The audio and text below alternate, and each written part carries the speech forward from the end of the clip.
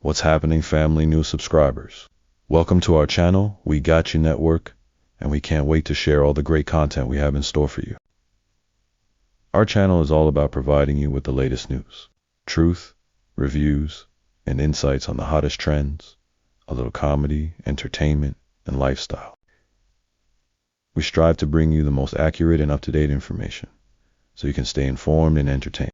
We believe in creating a community where everyone can share their thoughts and opinions. So don't be shy to join the conversation in the comments section. Your feedback is invaluable to us, and we're always looking for ways to improve our content.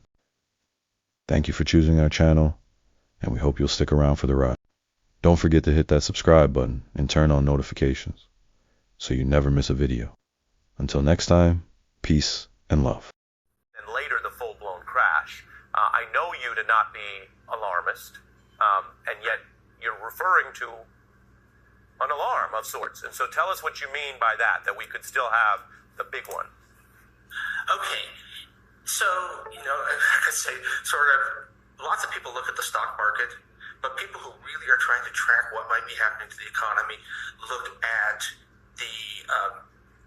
the bond markets. They look at markets for particularly the sort of thing, not just the sort of big, but they look at things like 30-year bond rates. They look at spreads, all of which have blown out. It really looks like there's a retreat from a lot of the less liquid assets, even though, I'm sorry, jargon, but this looks like it has, the lights on the financial system are flashing yellow. There's just a lot of stuff going on that looks very much like the beginnings of a financial crisis, something like 2008. And as best we can tell, the dislocation from these tariffs and the uncertainty is actually really stressing things out. There are key players in the financial system, hedge funds, that are being forced into what amount to fire sales of assets because they're essentially getting margin calls.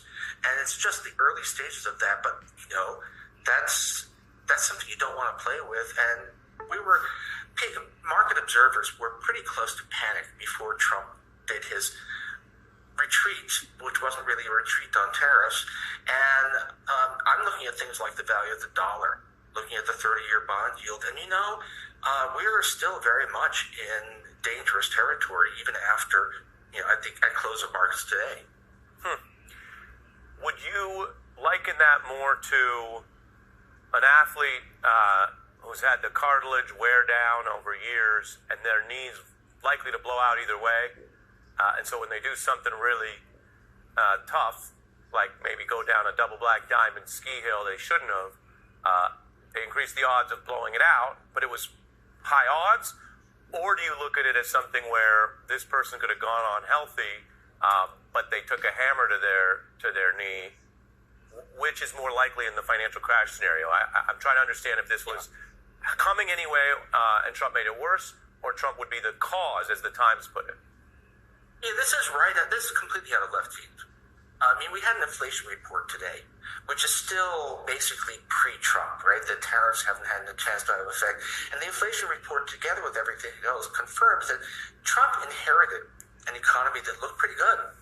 Pretty low inflation, solid job growth, no great financial stress. All of these measures that show financial stress were looking fine, on January 20th.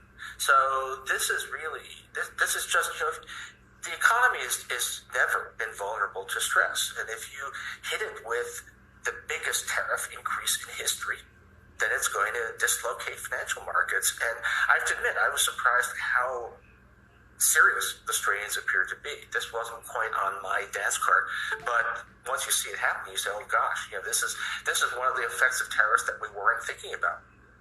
What did you think in conclusion of the Wall Street Journal, which at times you've written about and disagreed with their editorial board? A classic for Krugman readers would be, when you went to battle with them over them calling certain safety net recipients, quote, lucky duckies, that kind of thing. Yeah.